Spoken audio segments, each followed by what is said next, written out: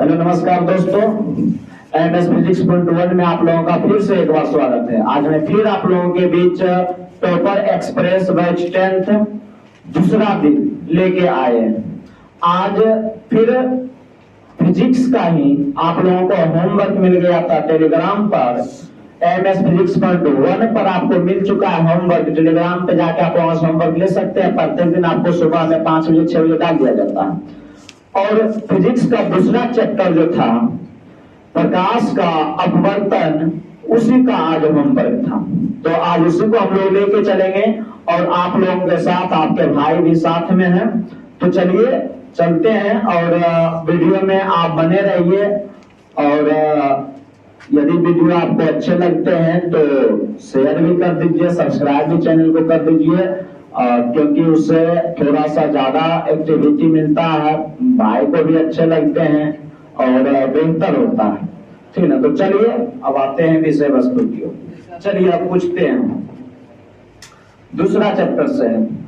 प्रश्न है पहला, आप खड़ा हो जाइए बाबू। सरल सूक्ष्मदर्शी में किसका उपयोग किया जाता है? इसमें हम उत्तल लेंस का उपयोग करते हैं। उत्तल लेंस अब यहाँ आता है उत्तल लेंस।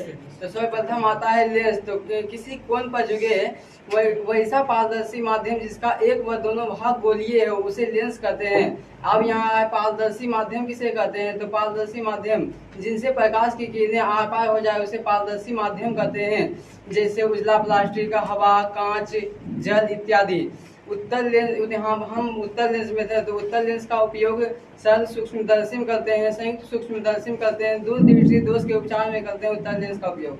चलिए अब यहाँ आया उत्तल लेंस। लेंस हो गया। लेंस कितने प्रकार के होते हैं? लेंस मुख्यतः 2 प्रकार के होता है, उत्तल लेंस, अवतल लेंस। उत्तल लेंस हम बोल चुके हैं। और अवतल लेंस वैसा लेंस जो बीच वाला भाग पतला होता है, किनारे वाला भाग मोटा हो, उसे अवतल लेंस कहते हैं। उत्तल लेंस वैसा लेंस जिसका बीच वाला भाग मोटा हो, किनारे वाला भाग पतला हो, उसे उत्तल लेंस कहते हैं। अवतल लेंस वैसा लेंस जिसका बीच वाला भाग पतला हो, किनारे वाला भाग मोटा हो, उसे अवतल लेंस कहेंगे। हो गया अवतल लेंस उत्तल लेंस, कोई दिक्कत है? चलिए बैठ जाइए। अगला प्रश्न आपका है बाबू। आपका प्रश्न है लेंस की क्षमता का ऐसा मात्रक क्या है? लेंस का ऐसा क्षमता का जो मात्रक होता है मीटर इनवर्स होता है, लेकिन ये ज्यादातर प्रयोग डॉक्टरों द्वारा डायोप्टर का किया जाता है। लेंस का अब यहाँ लेंस की क्षमता आता है। तो लेंस की क्षमता किसी लेंस के द्वारा किरणों का अभिसरण या अपसरण कर उसकी मात्रा को क्षमता के रूप में व्यक्त करना लेंस की क्षमता कहलाता है या शक्ति कहलाता है। चलिए अब लेंस की क्षमता का ऐसा मात्रक डायोप्टर हुआ अर्थात मीटर इनवर्स हुआ। अब बोलना है P बराबर फॉर्मूला क्या होता है? P बराबर 1/f होता है, जो कि लेंस का पावर हमेशा फोकस के विरुद्ध क्रम होता है। क्रम होता है। चलिए बैठ जाइए। नेक्स्ट बाबू आपका प्रश्न है, आप खड़ा होइए। चलिए हाँ, आपका प्रश्न चला लेंस की क्षमता व्यक्त की जाती है। लेंस की क्षमता व्यक्त की जाती है किसमें? यानी डायोप्टर में। यानी कि और बोलना होगा फोकस दूरी के क्या होते हैं? व्युत्क्रम होते हैं या समानुपात होते हैं। अर्थात P बराबर क्या होता है फॉर्मूला? P बराबर 1/f 1/f होता है। यानी कि व्युत्क्रम होता है, उल्टा होता है। उल्टा होता है। चलिए अगला प्रश्न अब लेंस से ही है। लेंस कितने प्रकार के होते हैं? लेंस 2 प्रकार के होते हैं। 2 प्रकार के होते हैं। कौन कौन? अवतल लेंस। उत्तल लेंस उसे कहते हैं जिसका बीच का भाग मोटा हो, किनारे का भाग पतला हो, उसे उत्तल लेंस कहते हैं। अवतल लेंस वैसा लेंस जिसका बीच का भाग मोटा हो, बीच का भाग पतला हो, किनारे का भाग मोटा हो, उसे अवतल लेंस कहते हैं। चलिए बैठ जाइए, आप खड़ा होइए बाबू। आपका अगला प्रश्न है, ये तो न्यूमेरिकल है और ये न्यूमेरिकल है नहीं। चलिए अगला प्रश्न कहता है किसी बिंब का वास्तविक तथा समान आकार का प्रतिबिंब प्राप्त करने के लिए बिंब को उत्तल लेंस के सामने कहाँ रखेंगे? फोकस दूरी के दुगनी दूरी पर रखेंगे। कहाँ रखेंगे? फोकस दूरी के दुगनी दूरी पर। चलिए अब आया, थोड़ा सा टाइट में बोलना ताकि आवाज रिकॉर्ड हो जाए। अब आया लेंस। लेंस बाबू पढ़ रहे हैं, ये प्रकाश के अपवर्तन में पढ़ रहे हैं। तो प्रकाश के अपवर्तन किसे कहते हैं? जब प्रकाश की किरणें किसी माध्यम में जाती है तो अपने पश्च बिना जब प्रकाश की किरण एक माध्यम से दूसरे दूसरे माध्यम में प्रवेश करती है तो बिना विचलन के सीधे गुजर जाती है, उससे हम प्रकाश के अपवर्तन कहते हैं। जब प्रकाश की किरण एक माध्यम से दूसरे माध्यम में प्रवेश करती है तो वह अपने पथ से विचलित हो जाती है। यही घटना क्या कहलाता है? प्रकाश का अपवर्तन। अच्छा, एक और सवाल आता है प्रकाश के अपवर्तन से। तो अच्छा बोला जाए बाबू रे, पानी में रखा हुआ टमाटर अपने वास्तविक आकार से बड़ा दिखाई देता है, किसके कारण? प्रकाश के अपवर्तन के कारण पानी में रखे टमाटर बड़ा दिखाई देता है। बड़ा दिखाई देता है। अच्छा, चाशनी में रखे रसगुल्ला दिखाई देता है बड़का, ये भी प्रकाश का अपवर्तन के कारण है। और पानी में रखे डंडे का मोटा दिखना, ये भी प्रकाश का अपवर्तन का कारण है। अपवर्तन। अच्छा, तो पनिया में सिक्का डाल देते हैं। हम लोग बचपन में खूब खेलते थे कि पानी में सिक्का गिलास में डाल देता था, कहता था ओकरा में पिला, मतलब ओकरा में डालो तो 1 रुपया के बदले 5 रुपया मिलेगा, होता था ना। तो वैसे जाता था, तो वहां हम प्रकाश के परावर्तन के नहीं अपवर्तन का नियम लगा के डायरेक्ट गिरा सकते थे। यानी कि वहां सिक्का रहता है उभरा हुआ दिखता है, लेकिन रियल में रहता है नीचे। चलिए चलिए बैठ जाइए, आप खड़ा होइए बाबू। आप उत्तल लेंस द्वारा आवर्तित काल्पनिक प्रतिबिंब कब बनता है? जब वस्तु कहाँ फोकस और लेंस फोकस और लेंस के बीच में हो। चलिए फोकस आ गया। आप फोकस किसे करते हैं?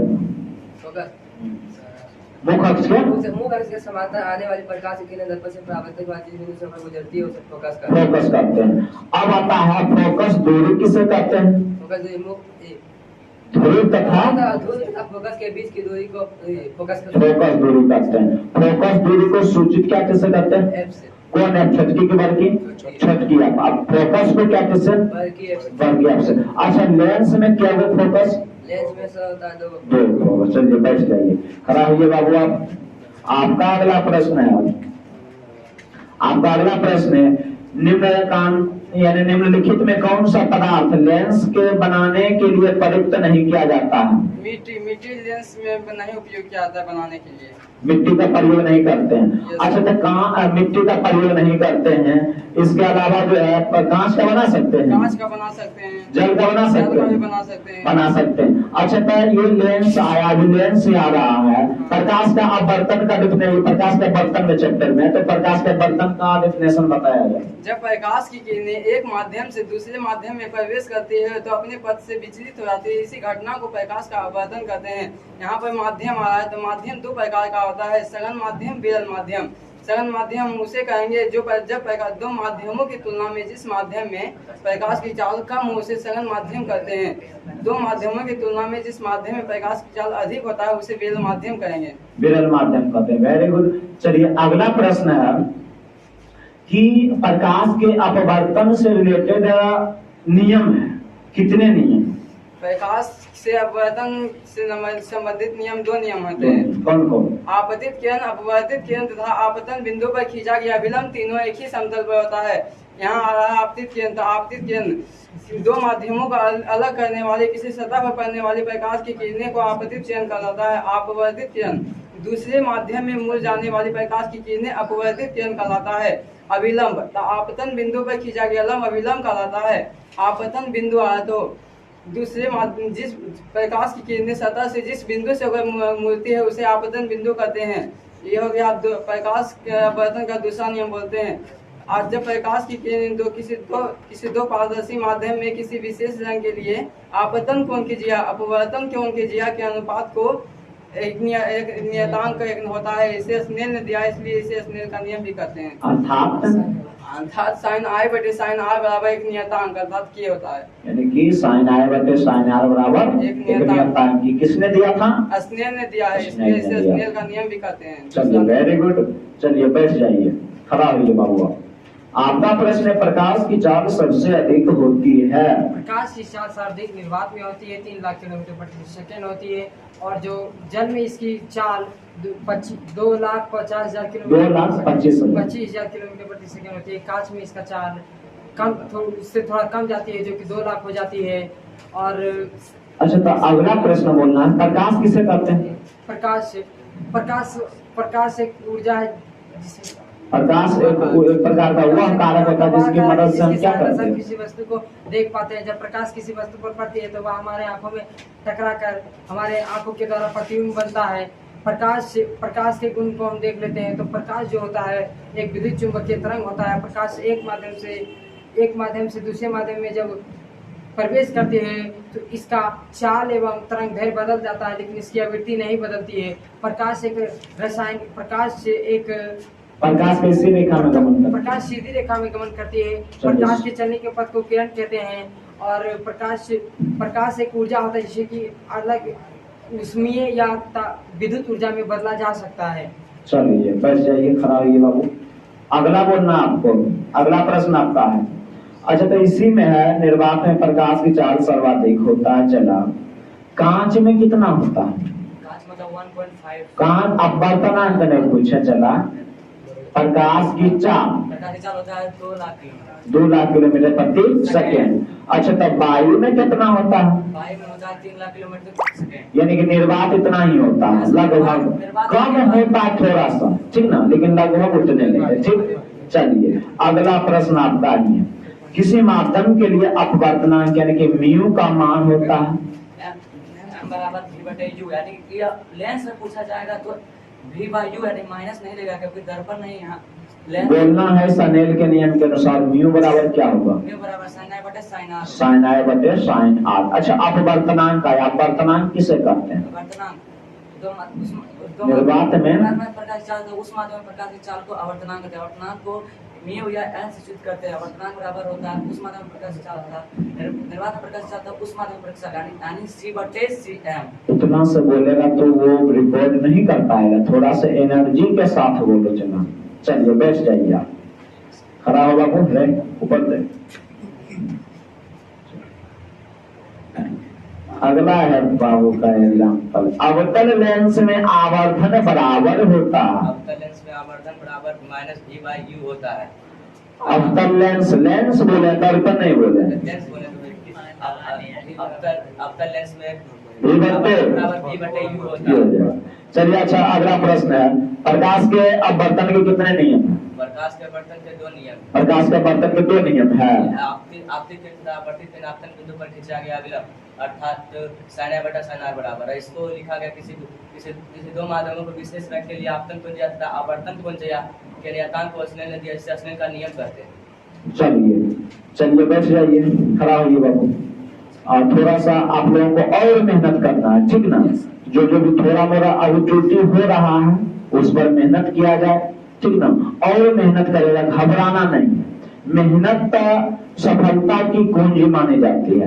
यदि हम कितनों बड़ा हमारे पास, आप लोग दशरथ मांझी का स्टोरी सुने होंगे। दशरथ मांझी ने ठान लिया था कि हमको पहाड़ तोड़ के रास्ता बनाना है, तो पहाड़ तोड़ना, ठीक ना। तो उसके पास एक जब पत्रकार गया था ना पूछने के लिए, उसका एक स्टोरी बहुत ही गजब का। पत्रकार पूछने गया कि मांझी जी ये आप कैसे कर लेते हैं? तो मांझी जी बोलते हैं कि ये हमारे सीने में लगा हुआ, हमको तोड़ना है तो तोड़ना। जब वो पत्रकार कहता है कि हम भी चाहते हैं कि ईमानदारी से हम पत्रकारिता करें, लेकिन नेतवा निडरवा करे, ये नहीं देता है। तो मांझी जी का जवाब आता है, क्या इस पत्थर यानी पर्वत से भी ज्यादा तोड़ने से ज्यादा ये आपका ये क्या है, मतलब कि वैल्यू, ये वेग है, जो मतलब वेग कहते हैं, जो पावर है। जैसे कहने का मतलब हुआ कि जो पत्थर हम तोड़ सकते हैं अपने दृढ़ संकल्प से, तो आप यदि दृढ़ संकल्प बना लेते हैं क्या चीज का, कि हम ईमानदारी से पत्रकारिता करेंगे, तो हम सही ढंग से पत्रकारिता करके दिखा के अपना समाज को आगे बढ़ा सकते हैं, अपने देश को आगे बढ़ा सकते हैं। उसी प्रकार से यदि आप दृढ़ संकल्प कर लीजिएगा कि हमको पढ़ना ही पढ़ना है, तो दुनिया की कोई भी ताकत आपको रोक नहीं पाएगा, ठीक ना। चलिए अब आपका प्रश्न चला। आपका प्रश्न है कि प्रकाश का बर्तन क्या हो गया, कौन से लेंस में वास्तविक एवं आभासी दोनों प्रकार के प्रतिबिंब बनते हैं? कौन लेंस में? उत्तल लेंस में। उत्तल लेंस में। चलिए लेंस में अपोजिट होता है। अगला प्रश्न, कोई बात नहीं, प्रकाशिक तंतु में प्रकाश का होता है। प्रकाशिक तंतु में प्रकाश का क्या होता है? नाम से परावर्तन होता चला। चलो बैठ जाओ, घर में थोड़ा सा पढ़ो। जो क्लास एब्सेंट किया चटवा के थोड़ा प्रॉब्लम है, कोई बात नहीं। चलिए, हाँ एग्जाम अभी चल रहा है ना, Yes, sir. कोई बात नहीं, लेकिन एकदम तुम लोग को तंदुरुस्त रहना है, ठीक ना। 2 दिन 4 दिन जो भी है झमेला करवाएगा, उसके बाद जो है ना रन में उतरा है तो एकदम तैयारी 100% करके रन में उतरा है तो अर्जुन की तरह उतरो, अभिमन्यु की तरह नहीं, क्योंकि अभिमन्यु 7वां फाटक तोड़ने के लिए नहीं जानता था, इसलिए वो रन में मारा गया। यदि 7वां फाटक तोड़ने के लिए जानता तो वो अभिमन्यु भी 7वां फाटक तोड़ के वो आगे निकल जाता, वो वीर गति को प्राप्त नहीं होता। लेकिन अर्जुन जानता था 7वां फाटक तोड़ने के लिए इस टोटल को तोड़ के अपने भाई को बचा लेते हैं, अर्थात युधिष्ठिर को बंदे होने से। चलिए आप बताइएगा बाबू, आप ही बताइए, प्रकाश तंतु में प्रकाश का होता है, प्रकाश तंतु में प्रकाश यानी कि प्रकाश तंतु किस पर निर्धारित है, यानी पूर्णांतरिक ऑप्शन देते हैं हम, पूर्णांतरिक परावर्तन, सामान्य परावर्तन, वर्ण विक्षेपण, ननोपदेश, परावर्तन पर यानी कि पूर्ण आंतरिक परावर्तन पर। अच्छा, पूर्ण आंतरिक परावर्तन क्या है, पूर्ण आंतरिक बताए थे, टॉपिक ने बताए, चलिए तब ये टॉपिक ने बताया। अच्छा ये बोलो, दूसरा ऑप्शन है, दूसरा ऑप्शन कहता है हाँ क्या नंबर, सामान्य परावर्तन, यानी परावर्तन किसे करते हैं, परावर्तन किसे कहते हैं? तो परावर्तन जब प्रकाश की किरणें किसी चिकनी सतह से टकराकर पुनः उसी माध्यम में लौट जाने की घटना को परावर्तन करते हैं। ये तीसरा चैप्टर का दे दिया टॉपिक, पूर्णांतरिक परावर्तन। चलिए अगला बोलना है बाबू, वर्ण विक्षेपण में तीसरा टॉपिक का। अच्छा, किसका अपवर्तनांक अधिक होता है, हीरा का अपवर्तनांक अधिक होता है, क्योंकि यह सबसे कठोर पदार्थ होता है। हीरा में एक क्रांति कोष का मान होता है 24 डिग्री होता है। हीरे का क्रांति कोण का मान 24 डिग्री 24 डिग्री होता है। हीरा का अपवर्तनांक कितना होता है, 2.42 होता है। 2.42 होता है। सबसे कठोर पदार्थ क्या है, सबसे कठोर पदार्थ भी हीरा है। हीरा विद्युत का सुचालक की कुचालक, हीरा विद्युत का कुचालक है। कुचालक होता है। Very good. चलिए अच्छा, तो अगला बोलना है, ये हो गया आपका। चलिए अच्छा, जल का अपवर्तनांक कितना होता है, जल का अपवर्तनांक होता है 1.5। 1.5। कांच का क्या होता है, कांच का अपवर्तनांक होता है 1.5 होता है। जल का अपवर्तनांक होता है 1.33 होता है। Very good. कांच का 1.5 और जल का 1.33 होता है। Very good. चलिए बैठ जाइए, हड़बड़ाना नहीं, आराम से बोलना, चला बैठ। चलिए बोलो, कोई हड़बड़ी नहीं। कौन सा लेंस का अपसारी लेंस कहते हैं, ये सब बच्चे जो पहले हैं, एक मिनट, ये सभी बच्चे अभी नया वीडियो रिकॉर्डर जो हो रहा है ना, हिचकिचा जाता है चटवा के, ठीक है, धीरे धीरे आ जाएगा। ऐसे ही सब एक से एक बिरला है, सबको मायने में बैठा है, एकदम सब पता है। जय वीडियो बात देखता है, हाँ रिकॉर्ड हो रहा है, हिचकिचा जाता है, धीरे धीरे हो जाएगा। चलो बोलो। सर, अवतल लेंस को अभिसारी लेंस कहते हैं, और अवतल लेंस को अपसारी लेंस कहते हैं, उत्तल लेंस को अभिसारी लेंस कहते हैं, क्योंकि दर्पण में ये अपोजिट हो जाता है। कि दर्पण में क्या होता है, अवतल दर्पण जो होता है अभिसारी हो जाता है, एवं जो उत्तल होता है वो अपसारी हो जाता है। चलिए अच्छा, तो अगला प्रश्न चला तो, क्योंकि यह जो होता है जो कि उत्तल लेंस जो होता है वह किरणों को एक बिंदु पर केंद्रित कर देता है, और जो यहाँ जो उत्तल लेंस का कार्य यहाँ अवतल दर्पण की तरह करता है, और ये जो यहाँ अवतल दर्पण होता है यह किरणों को विसारित कर देता है, यह चलिए आगे कार्य कर देता है। चलिए कोई बात नहीं है।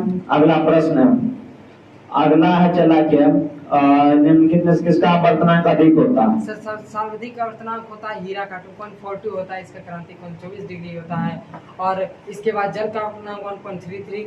अच्छा तो ये बताओ, अपवर्तनांक क्या करते हैं, अपवर्तनांक क्या होता है सर, निर्वात में प्रकाश की चाल एवं उस माध्यम में प्रकाश की चाल के अनुपात को अपवर्तनांक कहते हैं। अपवर्तनांक को सूचित क्या एन या म्यू से सूचित करते हैं। म्यू बराबर फॉर्मूला बोलो, C/cm, यानी cm जो होता है प्रकाश की चाल एवं माध्यम में चाल, सी जो होता है प्रकाश की चाल, क्या चीज में जो होता है प्रकाश की चाल, क्या चीज है, निर्वात में प्रकाश की चाल।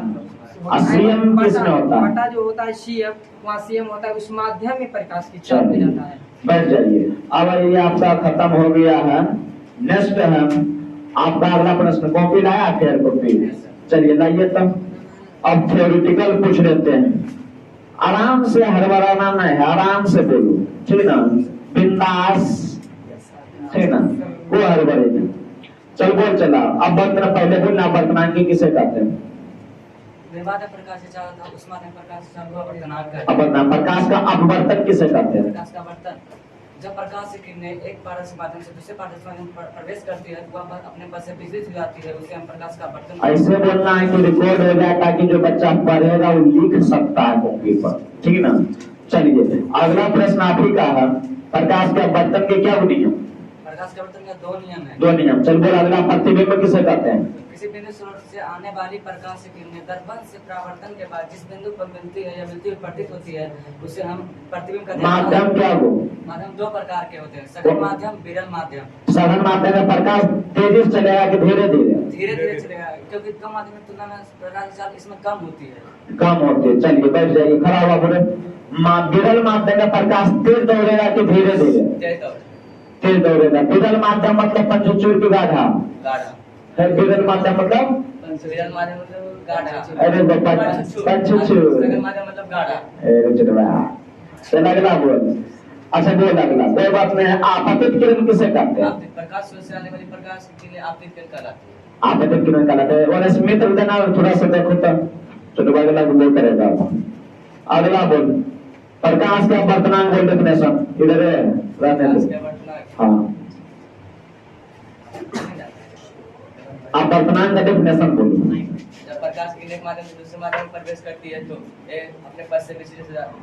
ये अपवर्तन का डेफिनेशन है। अपवर्तनांक निर्वात में प्रकाश की चाल का उस माध्यम में प्रकाश की चाल के अनुपात को प्रकाश का अपवर्तनांक कहते हैं। प्रकाश के अपवर्तनांक की वजह C/Cm होता है, मतलब C मतलब निर्वात में उस माध्यम में प्रकाश की चाल और Cm मतलब उस माध्यम में प्रकाश की चाल होती है।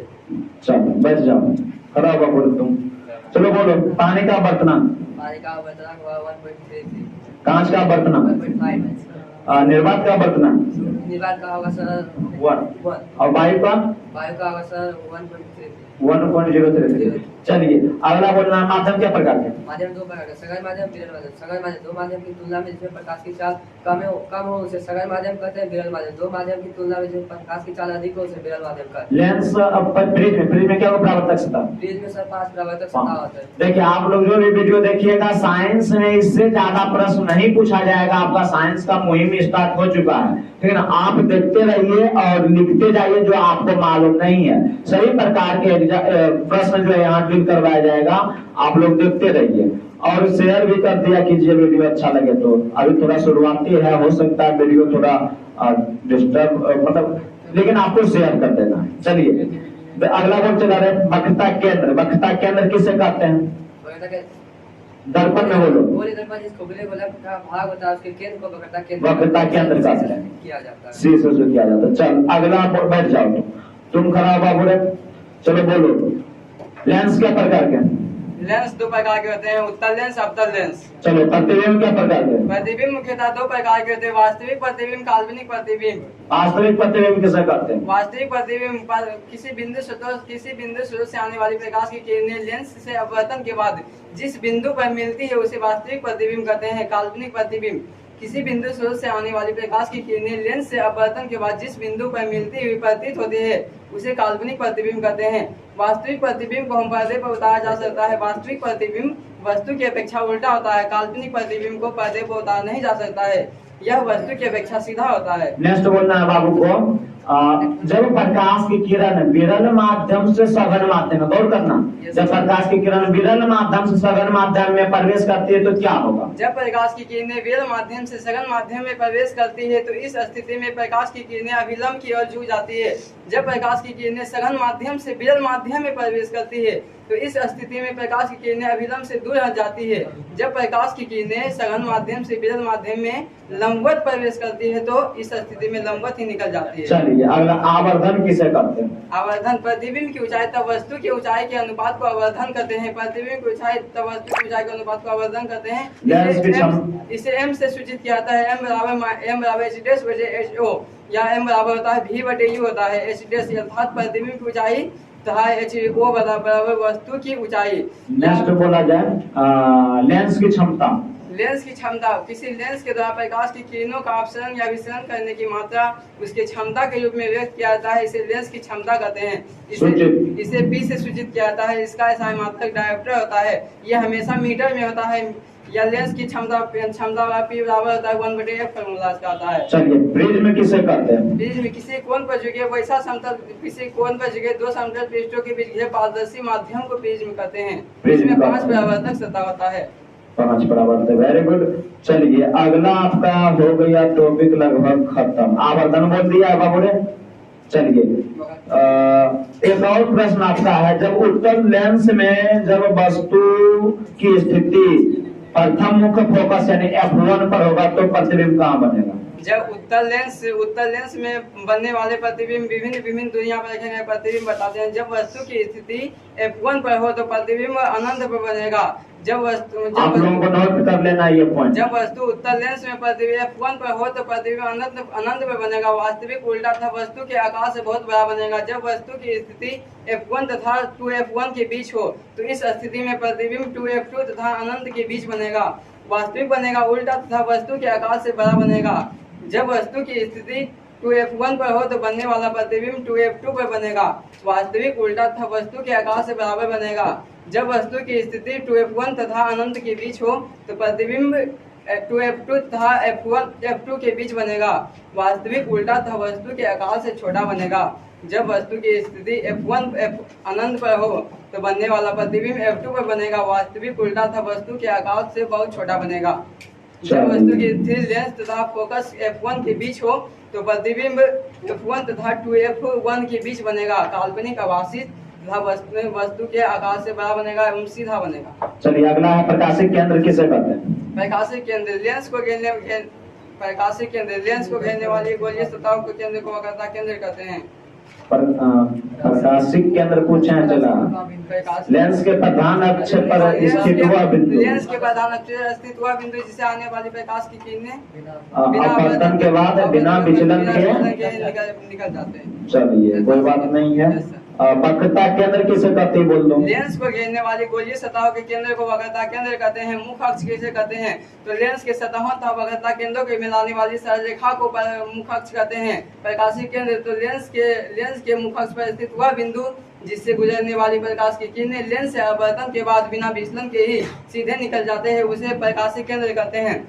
उत्तल लेंस में प्रथम मुख्य फोकस किसे कहते हैं? उत्तल लेंस में मुख्य अक्ष पर स्थित हुआ बिंदु जिससे आने वाली प्रकाश की किरणें लेंस से अपवर्तन के बाद मुख्य अक्ष के समांतर निकल जाती है, उसे उत्तल लेंस का प्रथम मुख्य फोकस कहते हैं। अवतल लेंस का प्रथम मुख्य फोकस किसे कहते हैं? तो अवतल लेंस का प्रथम मुख्य फोकस उसे कहते हैं अवतल लेंस में मुख्य अक्ष पर स्थित हुआ बिंदु जिसके दिशा में आती प्रकाश की किरणें लेंस से अपवर्तन के बाद मुख्य अक्ष के समांतर निकल जाता है, उसे अवतल लेंस का प्रथम मुख्य फोकस कहते हैं। चलिए तो आपका टॉपिक हो जाता है समाप्त, यानी कि दूसरा चैप्टर बैठ जाइए। दूसरा चैप्टर हो जाता है समाप्त। आप लोगों से एक और अनुरोध है कि आप लोग और मेहनत कीजिए। मेहनत का अगर पैमाना बदल दो तुम्हारा पैमाना बदल जाएगा। ठीक है ना? कोई बात नहीं है, हड़बड़ाना नहीं है। मेहनत जब रण में उतरे हैं तो अर्जुन बन के ही रहेंगे, कोई बात नहीं है। आप लोग को कल फिर मिल जाएगा, हो सकता है बायोलॉजी या तो केमिस्ट्री का होमवर्क मिल जाएगा। आप लोग को भी जो वीडियो कैसा लगा है, ये हमारा जो मुहिम चलाया गया है कि 2024 में टॉपर बनना है, और ये आप लोग देख रहे हैं वीडियो। और 2024 का जब रिजल्ट आएगा तो आप लोग के बीच फिर एक बार हम सभी बच्चों को लेकर आएंगे, सभी का रिजल्ट लेकर आएंगे एक बार। तो आप लोग भी जुड़ जाइए। आप लोग में भी है ये तो टॉपर बनने का मन, तो आप लोग हमसे जुड़िए और बेहतर से बेहतर अपना परफॉर्मेंस आजमाइए। तो आज का आपका, यदि आप पूरी वीडियो देख रहे हैं तो आज का आपका एक प्रश्न है, उसको आप कमेंट में जरूर कीजिएगा। और प्रश्न आपका क्या है? प्रश्न जो कल बताया गया, कल का प्रश्न था टॉपिक में, यानी प्रकाश के परावर्तन में, कि प्रकाश के परावर्तन के 2 नियम होते हैं।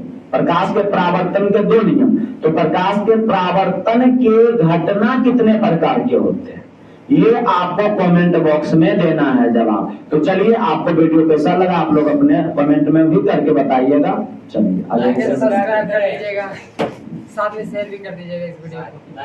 हम जितना सोचेंगे उतना बहुत मेहनत करते हैं वीडियो बनाने में।